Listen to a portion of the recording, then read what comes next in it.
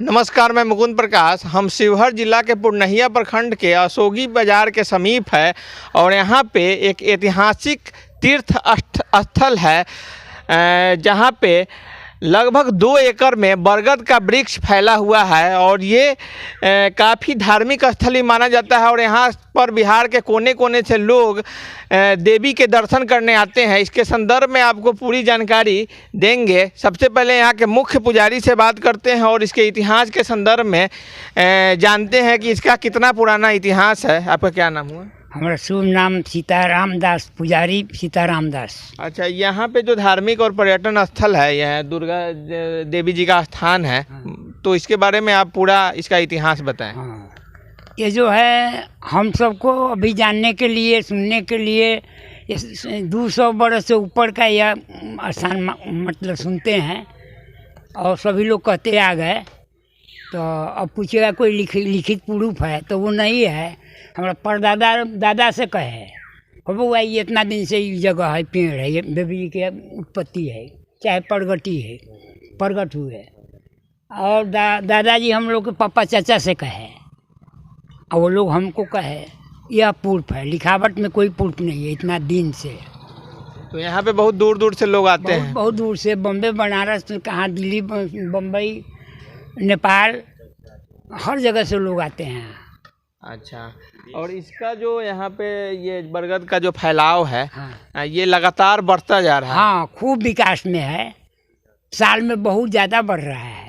कितना दूर में अभी होगा लगभग ये फैला हुआ बरगद? अभी 2.25 बीघा में है। 2.25 बीघा में है। अच्छा, यहाँ पे मेला वगैरह भी लगता है? हाँ, अभी नाग पंचमी है, सावन में लगेगा खूब धूमधाम से, 2 दिन मेला रहता है। अच्छा, ये हमारे साथ थे इस ऐतिहासिक स्थल के पुजारी, जो बता रहे थे कि ये काफ़ी पुराना स्थल है और यहाँ पे बिहार के कोने कोने से, दूर दूर से लोग आते हैं दर्शन करने। यहाँ पे कुछ और लोग हैं, उनसे बात करेंगे। हमारे साथ यहाँ पे संजय जी हैं, जो शिक्षक भी हैं और शिवहर से आए हैं यहाँ पे दर्शन के लिए। तो आपका इस स्थल के बारे में आपको क्या कहना है? यहाँ आकर के एक प्रकार का एक आत्मिक संतुष्टि मिल रहा है। काफ़ी कुछ सुना था, आज प्रत्यक्ष इसको देख करके काफ़ी बेहतर लग रहा है, अच्छा लग रहा है। और यह एक दर्शनीय स्थल के रूप में ज़िला में यह एक बहुत अच्छा मुकाम प्राप्त कर सकता है। ज़रूरी है हम लोगों को मिल करके, सारे ज़िलावासी को मिल करके इसे दर्शनीय स्थल के रूप में विकसित करने के लिए हम लोग प्रयास करें और सरकार का सहयोग ले, प्रशासन का सहयोग ले करके इसको हम लोग एक नई ऊंचाई देने का प्रयास करेंगे। हम लोग काफ़ी अच्छा लग रहा है यहाँ पर आकर के। यहाँ पे एक और हैं, बिक्की जी हैं। इस स्थल के बारे में कुछ आप बताएं। इस स्थल के बारे में यही है कि जब भी हमको इधर से गुजरना होता है किसी काम वजह से, तो कोशिश रहता है कि यहाँ आकर के थोड़ा घूमे फिरे, क्योंकि यहाँ आने के बाद एक अलग सी यहाँ का शांति, यहाँ का माहौल, यहाँ का वातावरण, एक अलग सा ही अनुभूति मिलता है और एक काफ़ी दार्शनिक स्थल है। और यहाँ पे जब भी मेला वगैरह लगता है तो हम लोग आते हैं, यहाँ घूमते हैं। काफ़ी दूर दूर से लोग आते जाते रहते हैं यहाँ पे और काफ़ी संख्या और भीड़ भाड़ रहती है। ये हम इस बरगद के नीचे हैं और ये लगभग 2 एकड़ में फैला हुआ बरगद का पेड़ है और काफ़ी ऐतिहासिक जगह है। साथ साथ ये तीर्थ स्थल के रूप में भी लगातार विकसित हो रहा है। तो आइए आपको यहाँ के स्थिति से अवगत कराते हैं, इस बरगद के चप्पे चप्पे से आपको अवगत कराते हैं। आइए दिखाते हैं यहाँ पे किस तरह बरगद का फैलाव हुआ है। जैसा कि आप यहाँ देख पा रहे हैं कि यहाँ पे मुख्य मंदिर है। यहाँ जहाँ हम अभी जा रहे हैं यहाँ पे मुख्य मंदिर है, या यूँ कह सकते हैं कि बरगद का मुख्य जड़ है। यहाँ पे देवी स्थान है और यहाँ पे दूर दूर से लोग आते हैं। आप हमारे सामने जो वृक्ष देख रहे हैं, ऐसी मान्यता है कि इस वृक्ष में नाग देवता विराजमान है। और जैसा कि इस पेड़ में जो आपका ये नाग के आकार का कलाकृति देख रहे हैं, तो यहाँ पे लोगों का मान्यता है कि इस पेड़ में नाग देवता का वास है और इसको लेकर यहाँ पे लोग पूजा पाठ करने आते हैं। साथ साथ लोगों की ऐसी मान्यताएं हैं कि इस जगह पे जो भी मांगा जाए वो मुराद पूरा होता है। साथ साथ मुख्य मंदिर में हम प्रवेश कर रहे हैं, आपको दिखाने का प्रयास कर रहे हैं कि मंदिर का जो मुख्य मंदिर है वो किस तरह का है। सबसे पहले ये देखिए कि यहाँ पे पुजारी हैं जो पूजा कर रहे हैं। साथ साथ ये मुख्य जड़ है इस जगह का और यहाँ पे देवी का स्थान है। आप हमारे इस अभी देख पा रहे हैं जैसा कि यहाँ पे मुख्य जड़ है और पूजा का मुख्य स्थल यहाँ पे है, जहाँ पे ऐसी लोग कहते हैं कि यहाँ जितना भी पेड़ है सब पेड़ पे अलग अलग देवी देवता का आकृति अंकित है, जो कहीं ना कहीं लोगों के एक बड़ा आस्था का केंद्र है। और जैसा कि आप देख पा रहे हैं यहाँ पे दिखाया जा रहा है कि यहाँ पे भी नाग देवता का यहाँ चिन्ह है पेड़ पे। तो ऐसे पेड़ पे अलग अलग स्थानों पे अलग अलग हिंदू मान्यता के अनुसार जो देवी देवता हैं उनका चित्र अंकित होना कहीं ना कहीं यहाँ पे हिंदू के लिए एक बड़ा तीर्थ स्थल इसको घोषित करता है।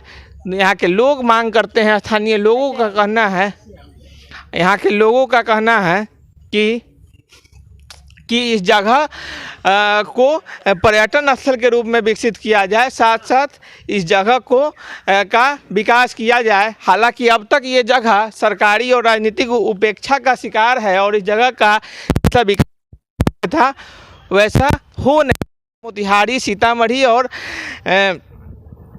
मुजफ्फरपुर के बीच का एक छोटा सा ज़िला है जहां पर्यटन स्थल के रूप में एक देकुली का मंदिर जाना जाता है, जो मंदिर जहां पे लोग पूजा करने आते हैं देकुली में।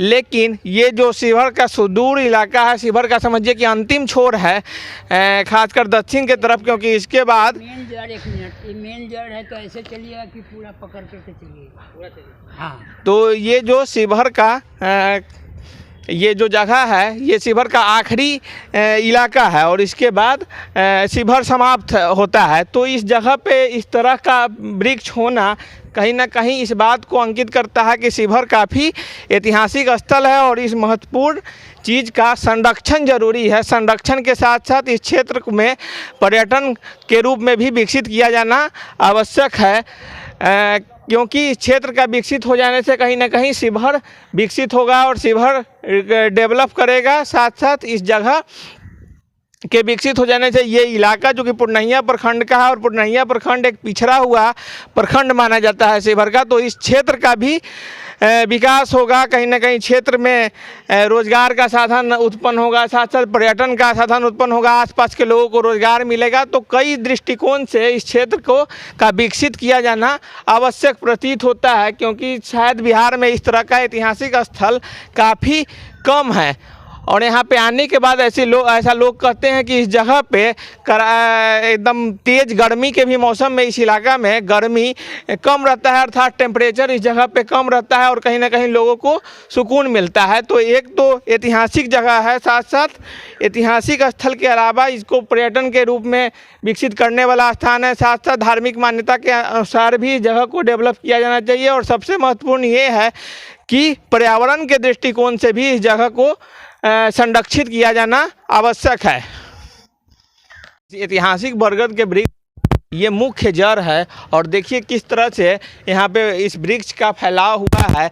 इस वृक्ष में का मुख्य जड़ एक है और आप जैसा कि देख पा रहे हैं कि काफ़ी ये अलग और ऐतिहासिक स्थल है और बिहार में इस तरह का जगह शायद कम देखने को मिलता है। तो ये इसका मुख्य जड़ हुआ, आप देख सकते हैं। और पेड़ पे अलग अलग देवी देवताओं का आकृति कहीं ना कहीं इसको ऐतिहासिक और धार्मिक स्थल के रूप में निश्चित रूप से मान्यता देने के लिए काफ़ी है। इस वृक्ष के अलग अलग तना पे अलग अलग देवी देवताओं का चिन्ह अंकित है, जो यहाँ के लोग बताते हैं कि यहाँ पे अलग अलग देवताओं का वास है। तो इस जगह के बारे में आपको लगातार हम बताने का कोशिश कर रहे हैं किस तरह से इस पेड़ का फैलाव हुआ है। जितना भी आप देख रहे हैं अपने सामने, ये सब जड़ जो है, ये सब जड़ मुख्य जड़ के से निकले पेड़ के तना से अलग अलग जड़ निकलने के बाद इस पेड़ का फैलाव हुआ है और लगभग 2 से 3 एकड़ में ये पेड़ फैला हुआ है। और यहाँ पे जैसा कि आप देख पा रहे हैं कि ये जितना भी पेड़ है इसमें अनगिनत जड़ निकले हुए हैं और लगातार इस पेड़ का फैलाव हो रहा है। ऐसी लोगों की मान्यताएं हैं कि इसका जितना भी फैलाव होता है, जिसके भी खेत में इसका फैलाव होता है, वो लोग खेत छोड़कर चले जाते हैं। और कहीं ना कहीं ऐसा माना जाता है कि जिसके भी खेत में ये पेड़ का तना या जड़ फैलता है उनके परिवार में शुभ होता है। आप यहाँ पे देख सकते हैं कि ये पेड़ में लगभग महावीर जी का आकृति अंकित है और कहीं ना कहीं इस पेड़ में आप जैसा कि देख पा रहे हैं यहाँ पे हनुमान जी का आकृति अंकित है। इसी तरह अलग अलग तना पे अलग अलग भगवान का आकृति अंकित है, जो कहीं ना कहीं इस जगह को धार्मिक स्थल के रूप में आगे बढ़ाने के लिए काफ़ी है। साथ साथ यहाँ पे कई लोगों से हम बात किए हैं तो लोगों का कहना है चूँकि ये ऐतिहासिक स्थल है और संभवतः बिहार में इस तरह का स्थल दूसरा नहीं है, तो निश्चित रूप से इस जगह को पर्यटन के रूप में विकसित करना चाहिए। साथ साथ इस जगह को हिंदू धर्म के अनुसार धार्मिक न्यास बोर्ड को भी इस धार्मिक स्थल की ओर ध्यान देना चाहिए और इस क्षेत्र का जितना विकास होगा, क्षेत्र का विकास होगा और कहीं ना कहीं इस ऐतिहासिक स्थल का विकसित किया जाना हर दृष्टिकोण से आवश्यक है।